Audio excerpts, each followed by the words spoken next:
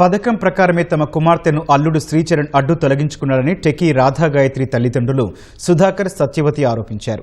విశాఖకు చెందిన టెకీ రాధాగాయత్రి అనుమానాస్పద మృతి కేసులో ఆమె తల్లిదండ్రులు డెహ్రాడూన్లో న్యాయ పోరాటం చేస్తున్నారు.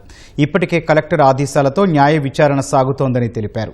ఉత్తరాఖండ్ ప్రభుత్వం పోలీసు శాఖపై నమ్మకముందన్నారు. వచ్చాము అంటే మా అమ్మాయి అర్ధరాత్రి అప్పుడు ఇక్కడికి ఎలా వచ్చింది, ఎలా తీసుకొచ్చాడు? మేము రావడమే చాలా భయంగా వచ్చామండి. డే వచ్చాము మేము. ఇక్కడ ఇంత భయంకరంగా ఉంది వాతావరణము. ఆ కియానా హోటల్లో ఏం జరిగింది అన్నది మాకు అర్థం కాలేదు. అందుకే మొదటి వచ్చి మేము ఎంక్వైరీ చేసుకుంటున్నాం. ఇదైతే 100% ఇందులో న్యాయం కావాలని మేము తిరుగుతున్నాం. ఆ మృగం వెనకాతల ఎవరో సపోర్ట్ ఉండాలి, లేకపోతే ఆ మృగం అర్ధరాత్రి అప్పుడు ఈ 11 గంటల టైంలోనే ఇక్కడికి చేరే ఆస్కారం లేదు.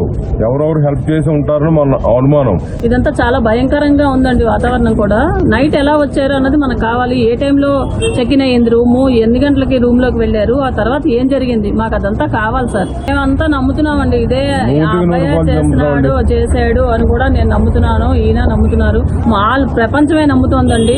ఇంకా మా నమ్మకాలతో ఏముందండి? అందరూ తెల్లవారు లేచిన దగ్గర నుంచి ఏం జరిగింది ఇదే క్వశ్చన్ చేస్తున్నారండి. అరెస్ట్ చేయాలి, వాడిని ఉరి తీయాలి అనే మాట వస్తుంది సార్.